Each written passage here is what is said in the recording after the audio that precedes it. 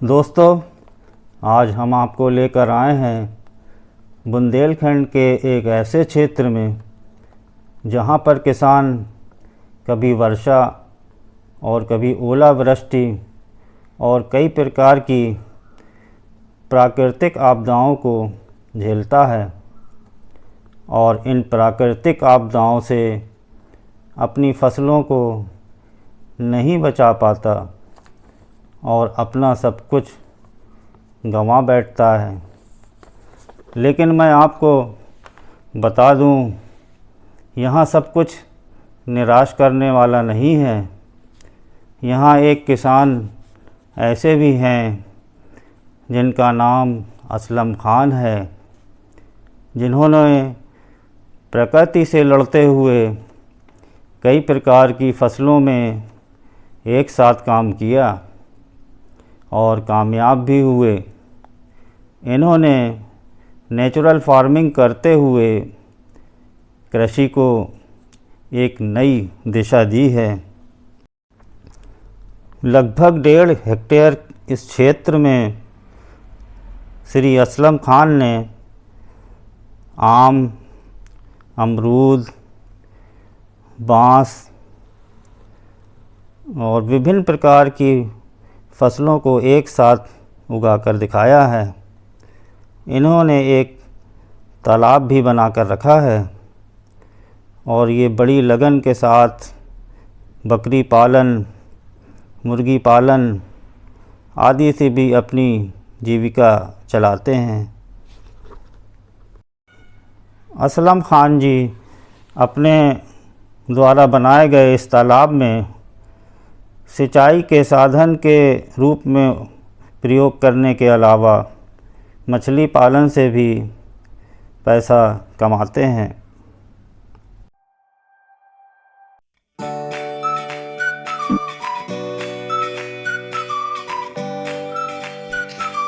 दोस्तों, बांदा न्यूज़ में आपका हार्दिक स्वागत है।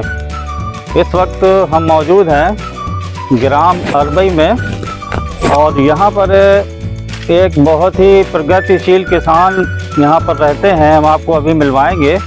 और इन्होंने नेचुरल खेती को बहुत ही ज़्यादा ऊंचाई पर ये ले गए हैं और इन्होंने उसमें बहुत ज़्यादा मेहनत करी है। हम आपको अभी आपसे मिलवाते हैं उनको। और आइए, हमारे बीच मौजूद हैं श्री असलम साहब और ये किसी परिचय के मोहताज नहीं हैं और ये हम इनसे जानेंगे कि पहले सर्वप्रथम आप अपना नाम बता दें चैनल को, हमारे जनता को। मेरा नाम मोहम्मद असलम खान है जी। और छनहरा लालपुर में हमारा फार्म स्थित है। ये आप सभी को सादर प्रणाम। और ये बताएं कि किस तरह की आप ये नेचुरल फार्मिंग करते हैं, किस तरह की संस्था है आपकी और कैसे ये काम करती है, ये थोड़ा सा आप बताएं, थोड़ा सा विस्तार के साथ। हमारा जो ये संस्था है ये प्राकृतिक कृषि, विशेष रूप से समेकित प्राकृतिक कृषि के ऊपर कार्य करती है। और हमने यहाँ पे 2015 में शुरुआत की थी छनहरा लालपुर में। इससे पहले भी हमारा जो सेंटर था वो पन्ना बुंदेलखंड मध्य प्रदेश रीजन में था। यहाँ पे 2002 से सतत हम ये कार्य कर रहे हैं। और प्राकृतिक कृषि में या जैविक कृषि में जो भी आदान हमने जोड़े या जो चैलेंजेस हमने फेस करे, जो समस्याएं हमारे सामने आई खेती में, चाहे वो एकल कृषि को लेकर के हो, प्राकृतिक आपदाओं को लेकर के हो, या बाजार व्यवस्था को लेकर के हो, या समेकित रूप से जो समस्याएं आई, उन समस्याओं को हमने फाइट करा और अपने खेती में उन समस्याओं को जोड़ते हुए एक समाधान प्राप्त किया, जिस समाधान को मैंने नाम दिया उन्नत सजीव खेती आधारित SFS मॉडल। जिस मॉडल पे पिछले 2005-06 से मैं लगातार कार्य कर रहा हूं। और ये मॉडल जो प्राकृतिक या नेचुरल कृषि का है, ये मेरे लिए फायदेमंद है, मुझे लाभ पहुंचा रहा है, मुझे ये खेती में रेगुलर, नियमित और निश्चित आय करा रहा है।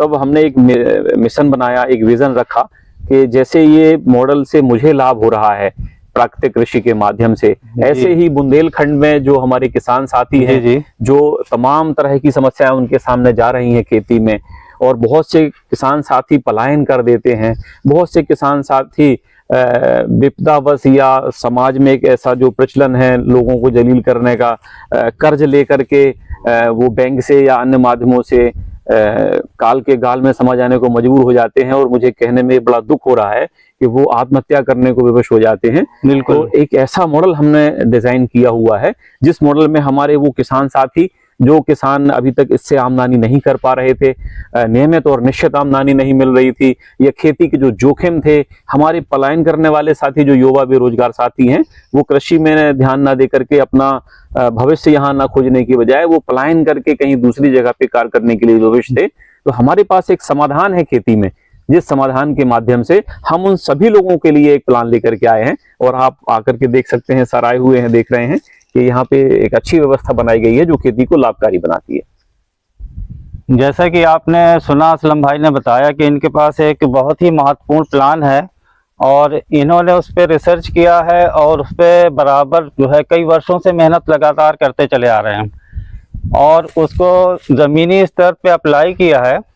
और उसको जैसे किसान जो है किसी एक फसल के भरोसे रहता है, उसमें नुकसान खा जाता है, उसमें कर्ज में फंस जाता है, तो इससे बचने का रास्ता भी इन्होंने निकाला है और उसी प्रोजेक्ट के तहत ये अपना काम करते हैं, उसी फार्मूले को अप्लाई करते हैं और एक ही सीज़न में कई फसलें किस तरह की लेते हैं ये, और जिससे किसान उससे लाभ प्राप्त कर सकते हैं और वो अपना खेती छोड़ के बाहर विदेशों में या बड़े बड़े शहरों में पलायन जो है नहीं करेंगे।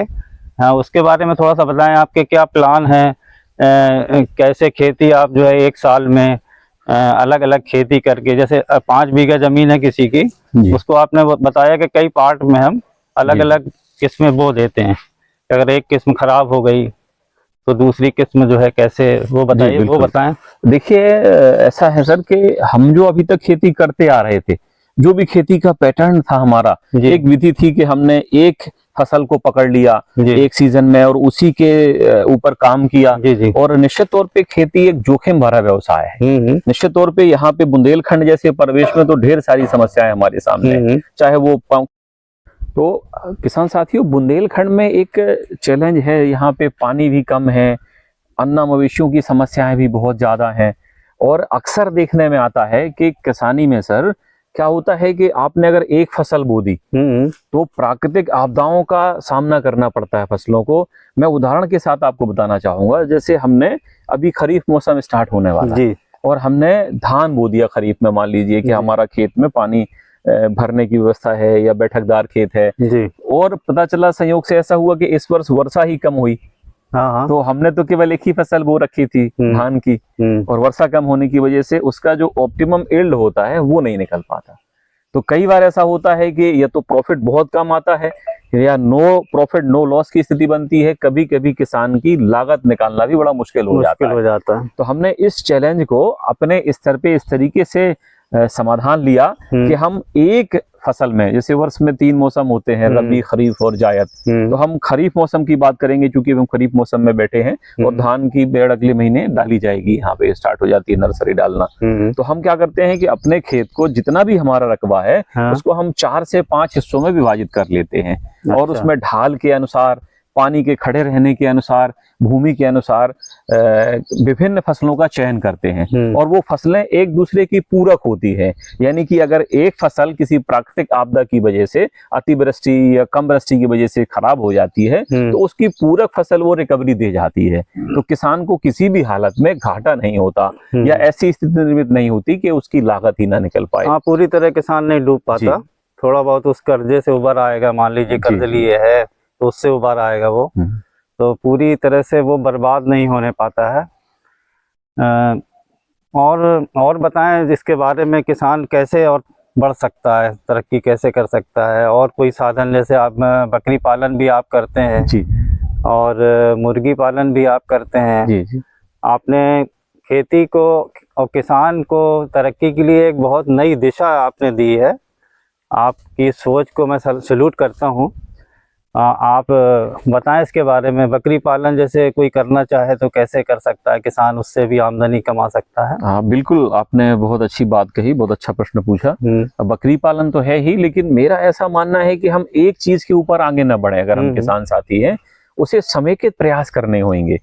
मेरा ऐसा मानना है, और जो मैंने किया है, क्योंकि यही सारी समस्याएं मेरे खेती के मॉडल में भी, मेरी खेती में भी आ रही थी, और इन समस्याओं को हमने समाधान इस तरीके से कुछ निकाला है जो आप देख रहे हैं, और मैं आपसे अभी आगे भी चर्चा करने वाला हूं। तो किसान को भी यही चाहिए कि अगर वो खेती कर रहा है तो उसके जो आय के स्रोत हैं वो एक से अधिक होना चाहिए। मैं क्यों ये बात कर रहा हूँ कि आपने यदि खेत में केवल फसलें ही लगा दी तो उन फसलों से निश्चित तौर पे कुछ आमदनी आपको मिलेगी। अगर अतिवृष्टि या कम वृष्टि हो गई या कभी ओलावृष्टि जैसी समस्याएं निर्मित हो जाती हैं तो किसान को जो पूरक फसलें हैं वो कहीं ना कहीं उसका खामियाजा उसको कवर करने में, उसकी रिकवरी करने में फायदेमंद होती हैं। लेकिन इसके साथ साथ हमें पशुपालन को भी समेकित करना चाहिए। और कृषि आज से ही नहीं, जब से कृषि प्रारंभ की है मनुष्य ने, इस सभ्यता ने, उस समय से ही पशुपालन कृषि में साथ रहा पशुपालन चलता रहा। बिल्कुल। और पहले जो है ये ट्रैक्टर से या जो यंत्र है, बड़े बड़े उपकरणों से कृषि नहीं होती थी,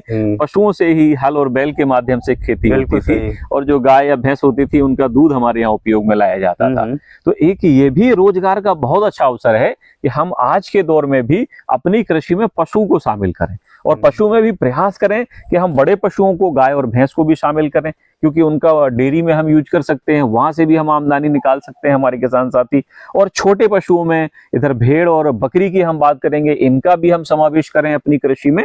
तो यहाँ पे क्या होगा कि हमारे जो किसान के सोर्स ऑफ इनकम है वो एक से अधिक होंगे, और निश्चित आमदनी, नियमित आमदनी के साधन बनेंगे, जिससे किसान विपरीत परिस्थितियों में भी, यदि उसकी फसल भी खराब हो जाती है तो वो कहीं ना कहीं गाय और भैंस की डेयरी का या उनका दूध का यूज करके, उसको विक्रय करके एक आमदनी निकाल सकता है, एक आय का साधन बना सकता है। इसी तरीके से भेड़ और बकरी पाल करके भी वो आमदनी कर सकता है।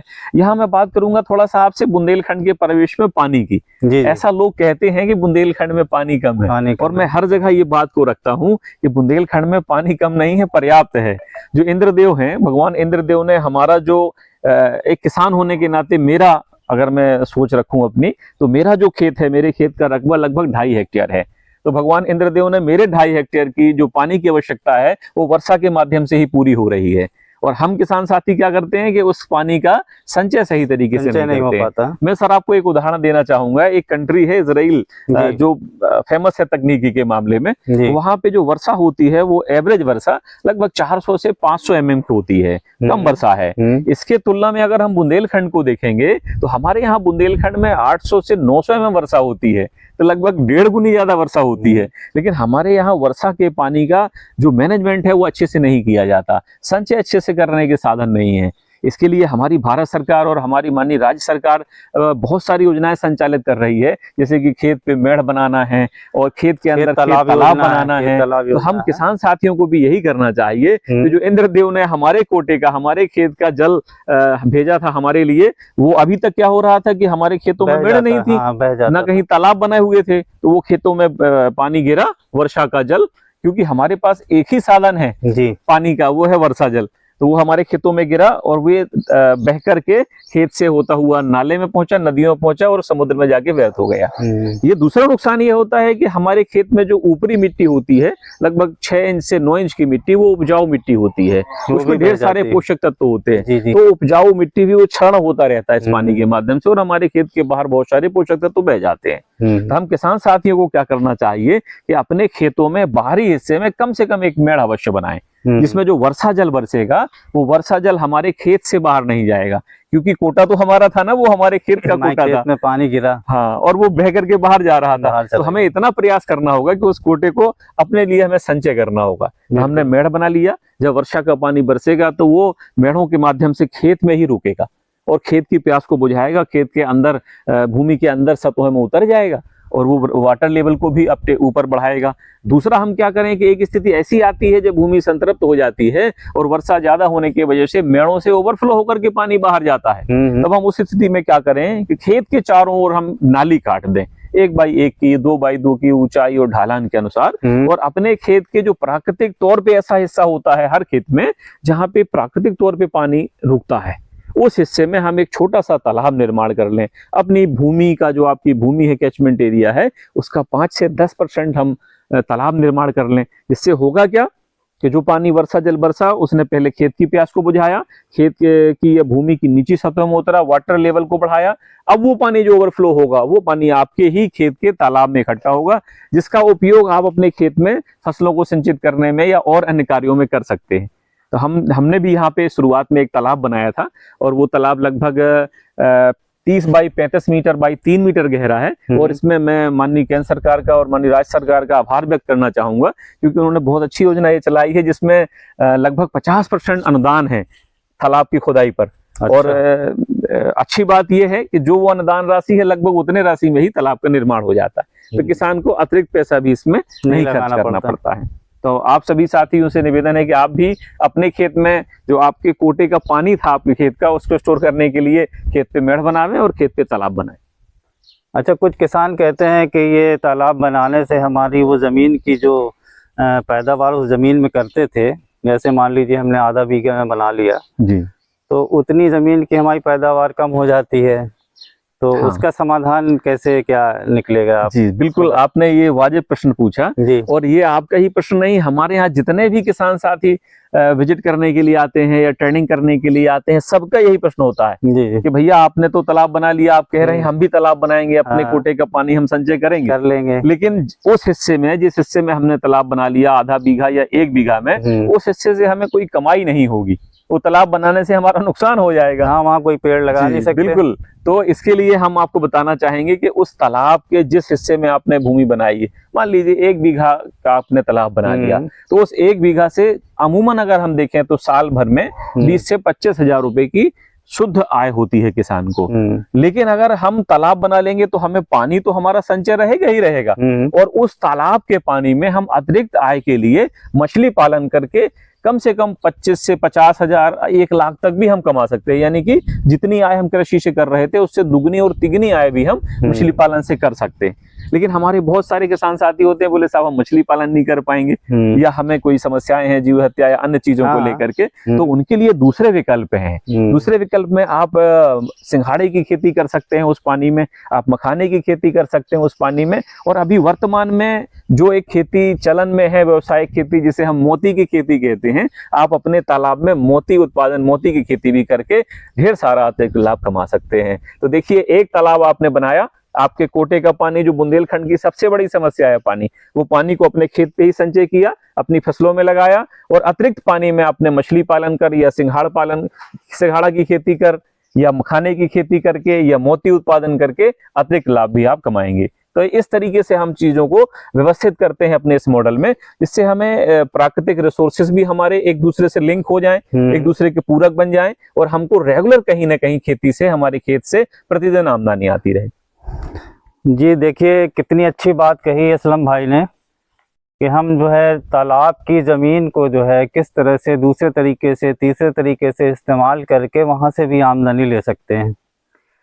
तो कितनी अच्छी बात है ये। इसके अलावा असलम भाई एक बात और, एक प्रश्न है मेरे दिमाग में कि जैसे आजकल की खेती जो हो रही है उसमें खाद डाली जाती है, केमिकल्स डाले जाते हैं ताकि फसल में कीड़ा ना लगे, तो पैदावार तो बहुत अच्छी हो जाती है, लेकिन उसका हानिकारक पहलू ये है कि वो हमारे शरीर में बहुत सारे रोग उत्पन्न कर रहा है। जहाँ तक मेरा मानना है, मेरी पर्सनल राय है सर जी, कि उस केमिकल से, केमिकल युक्त गेहूं है, चावल है, इस तरह के अन्न खाने से जो है हमारे शरीर में वो केमिकल जाता है और बहुत सारी बीमारियों को जन्म देता है जी। तो इस बारे में आपकी क्या मेहनत चल रही है, कैसे इसको दूर किया जाए? सर, आपने बहुत ही समसामयिक प्रश्न किया है और बहुत अच्छा प्रश्न है। मैं ये बात बोलना चाह रहा था। जी जी, आपका धन्यवाद कि आपने ये बात स्मरण कराई ये प्रश्न के रूप में। देखिए, क्या है, आजकल जो बात आपका व्यक्तिगत मानना है, अब ये बात व्यक्तिगत मानने तक सीमित नहीं रह गई। अब ढेर सारी रिसर्चें देश और विदेश में हो रही हैं, जिन रिसर्चों में बिल्कुल स्पष्ट आ रहा है कि हम जो कीड़े मारने के लिए, पतंगे मारने के लिए, फंगस को खत्म करने के लिए या खेत में और अन्य तरह के जहरीले रसायनों का प्रयोग करते हैं, वो रसायनों के अंश हमारी जो कृषि उपज में है, वो उपज में एक निर्धारित मात्रा से अधिक आ रहे हैं। ये टेस्टों में प्रूव हो रहा है। जी जी। तो वो जो केमिकल हैं अतिरिक्त केमिकल वो हमारे शरीर में भी जाते हैं जब हम ये भोजन करते हैं, दूषित भोजन, और हमारे शरीर में गंभीर बीमारियां, हमारी किडनी को, हमारे लीवर को, हमारे इम्यून सिस्टम को और बहुत सारी ऐसी असाध्य बीमारियों के जनक बनते हैं, जिनसे किसान के साथ साथ इस देश के जो जन समुदाय है उसका भी हानि होती है। जी जी। और हम इसलिए ये प्रयास लगातार अपने यहाँ पे कर रहे हैं। 2005 से ही 2006 से मैंने जैविक खेती की प्रारंभ किया था, और उसका भी घटना मैं आपके साथ साझा करना चाहता हूँ। मैंने एक लेख पढ़ा था जहाँ हरियाणा में किसी एक बेल्ट में एक गांव का सर्वे हुआ था, वहाँ पे केमिकल बहुत ज़्यादा डाला जाया करता था चने की इल्ली में, तो वहाँ के लोगों में काफ़ी सारी असाध्य बीमारियां पाई गई। एक एनजीओ ने सर्वे किया तो पाया एक बच्चा ऐसा है उनके साथ में, छोटा सा दूध पीता बच्चा जो केवल माँ का दूध पी रहा है, और वो केमिकल्स उस माँ के दूध में उस बच्चे में भी पाए गए। तो मैं भी सोचने पे विवश हो गया, और मैंने 2005 में ही निर्णय लिया कि अब मैं केमिकल फार्मिंग से बचूंगा और प्रयास करूंगा कि जैविक तरीके से, प्राकृतिक तरीके से हम कैसे अपनी खेती को कर सकते हैं। और 2005-06 से सतत मैं प्रयास कर रहा हूं, और बहुत सारे हमने यहाँ पे योग ऐसे तैयार किए हैं, ऐसे बहुत सारे हमने खेती के मॉडल्स डेवलप किए हैं, जिन मॉडलों में हमें प्राकृतिक खाद हम खुद के यहाँ पे अपने फार्म पे ही तैयार करते हैं। पशुओं के जो अपशिष्ट निकलते हैं या कृषि से जो अपशिष्ट निकलते हैं उनको मिला करके उच्च क्वालिटी की हम खाद तैयार करते हैं, जिनसे हम खेती करते हैं। इसी तरीके से खेती जब हम करते हैं तो खेत में फसलों में कुछ कीट पतंगे भी नुकसान करते हैं। उन पतंगों के नुकसान से बचाने के लिए हमारे यहाँ पे हम नीम आधारित या नेबोली आधारित या ऐसे बहुत सारे प्राकृतिक वनस्पतियां हैं जिनमें प्रकृति ने ऐसे गुण रखे हैं। जैसे हम बात करें करंज की बात करें, नीम की बात करें, सीताफल की बात करें, या हम बेल की बात करें, अंडी की बात करें, बहुत सारे ऐसे, मदार की बात करें, हम धतूरे की बात करें, ऐसे बहुत सारे वनस्पतियां हैं जिनको हम अपनी खेती में गाय के मूत्र के साथ शोधित करते हैं और इनका एक्सट्रैक्ट निकाल करके अपने फसलों पे डालते हैं, जिससे निश्चित तौर पे हमारे जो कीट पतंगे हैं वो भी कंट्रोल होते हैं और इनका दूषित प्रभाव हमारी फसलों पे शेष नहीं रहता है। तो इस प्रकार से हम खुद भी ये कर रहे हैं, और हमारे यहाँ जो किसान आते हैं ट्रेनिंग में या विजिट्स में, उन किसानों को भी हम ये सिखाते हैं कि आपको अपने खेत पे ही उगने वाली वनस्पतियों से कैसे इन चीजों को तैयार करना है, और आप भी इनको तैयार करके अपने खेत में उपयोग करें और chemical free, fertilizer free farming करें। तो ये एक हमारा छोटा सा प्रयास है इस पे भी। तो आप अपने खेत में कितने प्रतिशत में आप जैविक खेती कर रहे हैं? सर, ये जो आप देख रहे हैं 2.4 हेक्टेयर, इस पूरे में ही हम जैविक प्राकृतिक कृषि कर रहे हैं। अच्छा। और भारत सरकार ने कुछ संस्थाओं को रिकॉग्नाइज किया है, जो संस्थाएं जैविक कृषि या प्राकृतिक कृषि का सर्टिफिकेशन करती हैं। तो उत्तर प्रदेश में यूपी सोका नाम की एक संस्था है जिससे हमारा ये फार्म रजिस्टर्ड है। ये पूर्णतः ऑर्गेनिक सर्टिफाइड फार्म है, और हमने यहाँ की जो उपज निकली है इसकी टेस्टिंग भी कराई है। उस टेस्टिंग में भी किसी भी तरह के हमारे फसल उपज में कोई भी दूषित पदार्थ नहीं पाए गए। तो ये मेरे लिए बड़ा हर्ष का विषय है कि हमारी जो मेहनत है वो सही दिशा में आगे बढ़ रही है, और हम किसानों को भी चाहते हैं कि वो भी इस पैटर्न पे आगे बढ़ें और इस तरीके से खेती करें। हाँ सर, एक प्रश्न और मेरे दिमाग में आया अभी कि किसान कैसे एक निश्चित आय जो है प्राप्त कर सकता है खेती से। वैसे तो आजकल देखा गया है किसान एक फसल बोता है, पूरे साल इंतज़ार करता है, और वो फसल अगर ख़राब हो गई, कोई ओलावृष्टि हो गई, तो वो नुकसान खा के बैठ जाता है और उसका कोई आय का साधन फिर बचता नहीं है, और पूंजी भी अपनी वो गंवा बैठता है। तो कुछ इस बारे में बताएं, जो है कैसे किसान जो है डेली आमदनी करे या महीने में करे, कुछ ऐसा ऑप्शन बताएं। जी बिल्कुल, आपने एक अच्छा प्रश्न पूछा है, और मैंने ये बात शुरू में ही आपको बताई थी कि हमारा जो ये मॉडल विकसित किया है ये हमारी ही समस्याएं थी, मेरी व्यक्तिगत समस्या थी, जो समस्या मुझे कृषि कार्य में आ रही थी। इन समस्याओं को हमने कुछ इस तरह सॉल्व किया है, क्योंकि खेती में एक सबसे बड़ा ड्रॉबैक क्या है कि किसान को प्रतिदिन आमदनी नहीं है। यहाँ पे कुछ ऐसा सेटअप नहीं है कि आपको डेली कुछ मिल जाए या महीने के महीने आपको खेत से कुछ मिलेगा। तो हमने ये सोचा कि यार अगर मैं खेती करता हूँ तो खेती को कैसे सस्टेन करना है, इससे हमें आमदनी कैसे करनी है जिसमें हमारे दैनिक जीवन के खर्चे भी निकलते रहें और इससे एक निश्चित और नियमित आय मिलती है, मन भी लगा रहेगा। बिल्कुल, जब पैसे आएंगे तो मन लगा रहेगा। आज सबसे बड़ी समस्या यही है हमारे नौजवान साथियों की कि वो साथी खेती नहीं करता है, वो साथी पलायन करके कहीं बाहर जाके नौकरी करना पसंद करता है, खुद की खेती करना पसंद नहीं करता। क्यों? क्योंकि खेती में सबसे बड़ा चैलेंज ये है कि यहाँ नियमित और निश्चित आय नहीं है। मैं इसे इस तरीके से बात करता हूं कि हमें खेती से कुछ ऐसे आदानों को जोड़ना होगा जिन आदानों को जोड़ने के बाद हमें हमारी खेती से, हमारे खेत से हमारे दैनिक जीवन की जो आवश्यकताएं हैं खाने की, भोजन की, वो वहाँ पूरी होती रहें और इसके साथ साथ हमें खेती से प्रतिदिन की आमदनी मिलती रहे, खेती से मासिक आमदनी मिलती रहे। 4 से 6 महीने में आमदनी खेती हमें देती ही है, साल भर में हमें एक निश्चित आमदनी और मोटी आमदनी मिलनी चाहिए। इसके अलावा जिस तरीके से बैंक में इन्वेस्टमेंट होता है, short term investment, long term investment, इस तरीके से हमें शॉर्ट टर्म इन्वेस्टमेंट के तौर पे 4 से 6 सालों में, 7 सालों में कुछ एक बड़ी राशि मिलनी चाहिए।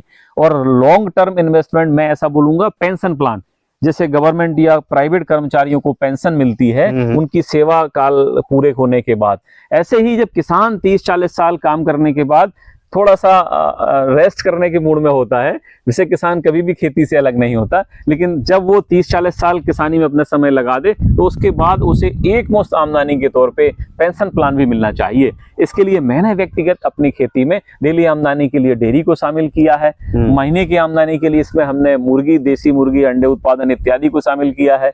इसमें सब्जी उत्पादन भी हमने शामिल किया है जो 1.5 से 2 माह में हमें आमदनी दे देती हैं। विभिन्न फसलें, एक मौसम में हम कम से कम 4 से 5 फसलों को एक साथ पूरा फसलों को लगाते हैं, जिससे हमें 4 से 6 माह में एक निश्चित आमदनी मिलती है। और वार्षिक आमदनी के लिए हम अपने यहाँ पे बकरी पालन कर रहे हैं और साथ में मछली पालन भी कर रहे हैं, जिसमें हमें साल में एक अच्छी खासी मोटी आमदनी मिलती है, जिससे हमारे पास जो पैसे की आवश्यकताओं से पूरे होने वाले काम है उनको हम वहाँ लगा सकते हैं। और अगर हम बात करें, मैंने आपसे बात करी थी कि एक शॉर्ट टर्म इन्वेस्टमेंट, तो यहाँ पे मैं बात करना चाहूँगा खेती के साथ साथ हमें उद्यान की फसलों की तरफ भी आगे बढ़ना चाहिए।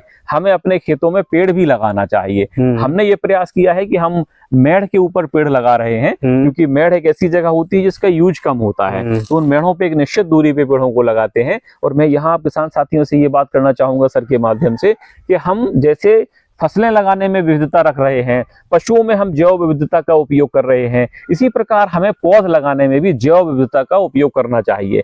हमारे खेत पे, हमारे बाग में कम से कम 2 से 3 तरह के फल वाले पौधे होने चाहिए। इसी तरीके से 2 से 3 तरह के कम से कम औषधीय पौधे होने चाहिए और कम से कम 2 से 3 तरह के या टिम्बर प्लांट, इमारती लकड़ी वाले पौधे होने चाहिए। तो इससे होगा क्या कि जो फल वाले पौधे हैं वो 5 से 7 साल में एक अच्छा खासा रिटर्न देने लगेंगे, और जो टिम्बर प्लांट होंगे, इमारती लकड़ी वाले प्लांट होंगे, वो आने वाले 25 से 30 वर्षों में एक अच्छी खासी मोटी आमदनी देके जाएंगे। इस तरीके से हम व्यवस्था करेंगे तो हमारे खेत से हमें प्रतिदिन आमदनी मिलेगी। किसान साथियों को, जो पलायन करने वाले साथी हैं, बेरोजगार युवा साथी हैं, उन्हें नियमित, निश्चित और डेली आय मिलेगी, उनका मन भी खेती में लगेगा, तभी हमारे खेती में किसानों के दिन फिरेंगे। आपने बहुत अच्छी जानकारी दी हमारे किसान साथियों को, और ये डेली आमदनी करके किसान जो है, मुझे लगता है कि ये पलायन यहाँ से ना करेगा, और जो किसान आत्महत्या कर लेता है, हाँ एक प्रश्न और है, जैसे किसान आत्महत्या कर लेता है किसी कारणवश, कर्ज का शिकार हो जाता है, या लड़की की शादी में कर्ज लिया है और उसको भर नहीं पाता उस समय से, और उस टेंशन में वो आत्महत्या कर लेता है या ज़मीन बेच देता है अपनी, तो इसका कोई समाधान आपके दिमाग में हो तो बताएं दर्शकों को, कि कोई ऐसे लोकल लेवल पे कोई हेल्प करने वाला किसान की मिल जाए कि जिसको अपना वो दुखड़ा जाके रोए कि मेरी ये समस्या मेरे साथ आ गई है, तो मैं क्या करूं जी। और कोई निश्चित रूप से कोई इसका समाधान ना भी निकले तो उसका माइंड डाइवर्ट कर दे कि वो आत्महत्या करने ना पाए, तो कुछ ऐसा समाधान बताएं जो है कि किसान जो है आत्महत्या ना करे। ये प्रश्न बहुत ही बड़ा प्रश्न है और बहुत ही बर्निंग इशू है, जो समस्याएं देखने को हमारे यहाँ मिल रही हैं। निश्चित तौर पे ये बहुत ही खेद और दुख का विषय है, लेकिन इसके लिए एक किसान अकेला कुछ नहीं कर पा सकता है। इसीलिए मेरा ऐसा मानना है, जो मैं प्रयास कर रहा हूँ वो एक समुदाय का प्रयास है। हम किसान ही अपने छोटे छोटे स्वयं सहायता समूह या समुदाय में छोटे छोटे ग्रुप्स बनाएं, हम किसान एक दूसरे की हेल्प करें। अन्यथा आपने जो बात कही ना, हम दुखड़ा सुनाने किसी के पास जाएंगे, तो मेरा ऐसा मानना है, मेरा ऐसा अनुभव रहा है कि अगर आप रोते हैं ना, आपके आंसू निकलते हैं, तो लोग आपके आंसू पोंछने जरूर आते हैं, लेकिन आपके आंसुओं का सौदा वो बहुत लंबा करके जाते हैं। तो मेरा मानना है हम किसान को इतना मजबूत बनना चाहिए कि हम न तो अपना दुखड़ा किसी को सुनाएं, न किसी को आंसू पोंछने का मौका दें। हम स्वयं ही एक दूसरे की ताकत है। और जब हम किसान समुदाय में काम करेंगे तो समुदाय में काम करने का सबसे बड़ा अच्छा फायदा यही होता है कि हम भावनात्मक रूप से, आध्यात्मिक रूप से एक दूसरे को मोटिवेट करते हैं, एक दूसरे को मजबूत करते हैं। और जब कोई ऐसी समस्या आन पड़ती है, किसी के सामने कोई विपदा आन पड़ती है, तो आपसी सहयोग भी हम करते हैं। तो मैं हमेशा फोकस करता हूं कि हम सभी किसान समूह में खेती करें, हम किसान समूह में ही प्रोसेसिंग करें, क्योंकि खेती करना एक पक्ष है। देखिए, खेती में अभी तक हम जो खेती करते आए हैं ना, हमने खेती करी और खेती करके हमारा जो अनाज था जिसे हम अच्छे खासे मुनाफे पे बेच सकते थे, वो हम मंडी में ले जा करके व्यापारी के हाथ में छोड़ देते हैं कि भैया बताओ इसकी कितनी कीमत लोगे। तो किसानी का एक सबसे बड़ा समस्या है ये कि हम अपनी उपज उगाते हैं, दिन रात मेहनत करते हैं, जान जोखिम में डालते हैं, ठंडी गर्मी बरसात रात दिन। आप देखते हैं कितने सारे किसानों को सर्पदंश का शिकार होना पड़ता है, कितने सारे किसानों की बिजली गिरने की वजह से मृत्यु हो जाती है। और इतना सब जोखिम लेने के बाद हमारी उपज निकलती है, हम जाके मंडी में उसके दाम लगाते हैं। मेरा जो मॉडल है, इस मॉडल में इसकी जगह कतई नहीं है। हमारा मॉडल ये कहता है कि हम सब समूह में किसानी करें, व्यवस्थित तरीके से खेती करें, और जो कृषि उपज निकले उसे समूह में ही हम मिलकर के प्रोसेस करें, उसकी ब्रांडिंग करें, उसको मार्केट में या डायरेक्ट हम उपभोक्ता तक उपलब्ध करावें। ये प्रयास हम पिछले कई सालों से कर रहे हैं। और बुंदेलखंड नेचुरल्स हमारा ब्रांड नेम है। हमारे साथ जो भी किसान जुड़े हुए हैं, वो समूह में सारे किसान को जोड़ करके हम उन किसानों का उपज का प्रोसेसिंग भी कराते हैं, उनकी ब्रांडिंग भी करते हैं, और आप सभी उपभोक्ताओं को हम ये केमिकल फ्री जहर मुक्त भोजन आपको उपलब्ध कराते हैं। तो आप भी ऐसे आहार को सहज स्वीकारिए, आगे बढ़िए, हम सब किसानों की सहायता करिए। देखिए, कितनी अच्छी बात कही असलम भाई ने। और अभी हम आपको इनके फार्म की विज़िट भी कराएंगे कि इन्होंने क्या क्या लगा रखा है और कितनी मेहनत करी है नेचुरल फार्मिंग में। और आप यहाँ पर ट्रेनिंग भी देते हैं असलम भाई समय समय पर? संडे के दिन देते हैं शायद। हम यहाँ पे हमने दो तरह से यहाँ काम कर रखा है। पहला तो हमारे यहाँ पे मैं आपको बताना चाहूंगा, एक ट्रेनिंग सेंटर भी हम यहाँ रन कर रहे हैं। और ये ट्रेनिंग सेंटर केंद्रीय भेड़ एवं ऊन अनुसंधान संस्थान अंबिकानगर जयपुर राजस्थान से एफिलेटेड है। और दूसरा ये केंद्रीय बकरी अनुसंधान संस्थान मथुरा उत्तर प्रदेश से एफिलेटेड है। तो इनके सहयोग से, इनके तकनीकी मार्गदर्शन से हम यहाँ पे ट्रेनिंग भी उपलब्ध कराते हैं, किसानों को प्रशिक्षित करते हैं नई नई तकनीकियों से, जिनसे वो लाभ लेकर के अपनी खेती में अच्छा कर सकता है और अतिरिक्त आय कमा सकता है। इसके साथ ही हम यहाँ पे गोष्ठियों का आयोजन भी करते हैं समय समय पे, और गांव में जाकर के किसानों के बीच जाकर के वहाँ प्राकृतिक कृषि या पशु पालन के विषय में लोगों को जागरूक करते हैं। और हर रविवार को हम यहाँ पे सुबह 9 बजे से शाम को 5 बजे के मध्य निःशुल्क गोष्ठियों का आयोजन करते हैं, जिसमें ढेर सारे किसान साथी बांदा जनपद से और आसपास के कई जनपदों से किसान साथी आते हैं और यहाँ पर वो लाभान्वित होते हैं। मैं आपको ये लोकेशन भी शेयर करना चाहूँगा, यदि आप चाहें तो। आप छनहरा लालपुर हमारा ये गाँव है, और हमारी जो वेबसाइट है, वेबसाइट भी बनी हुई है बुंदेलखंड नेचुरल्स के नाम से। आप गूगल में सर्च मारेंगे तो हमारी वेबसाइट का लोकेशन आपको मिल जाएगा, एड्रेस मिल जाएगा। लेकिन फिर भी मैं आपको बताना चाहूँगा, बांदा से बबीरू रूट पे यदि आप चलते हैं तो हथौरा या बुंदेलखंड एक्सप्रेस वे की क्रॉसिंग के ठीक पहले से हथौरा के लिए गली लगी हुई है। हथौरा से होते हुए आप छनहरा लालपुर आ जाएंगे। बांदा से 16 किलोमीटर लगभग डिस्टेंस है। और अगर आप बिसंडा रोड से आना चाहेंगे, बांदा से बिसंडा होते हुए, तो आपको साहिबा माइनर नहर के बगल से आना है। वहां से मेन रोड से लगभग 3 किलोमीटर है, 10 किलोमीटर वो तो 13-14 किलोमीटर वहां से पड़ता है। तो आप सभी का स्वागत है, आप आ सकते हैं। किसान साथी आकर के देख सकते हैं कि प्राकृतिक जहर मुक्त कृषि कैसे होती है। ये जीवंत उदाहरण आप देख सकते हैं। और जब मैं ये कर सकता हूं तो आप सभी हमारे बुंदेलखंडी भाई तो कर ही सकते हैं। तो आप सभी से निवेदन है, आप भी कृषि करें और कृषि को एक व्यवसाय की तरह बनावें, जिससे हम नियमित और निश्चित आय कर अपने दिन बदल सकें। आपने बहुत जानकारी दी, महत्वपूर्ण जो है, और आपका बहुत बहुत धन्यवाद सर।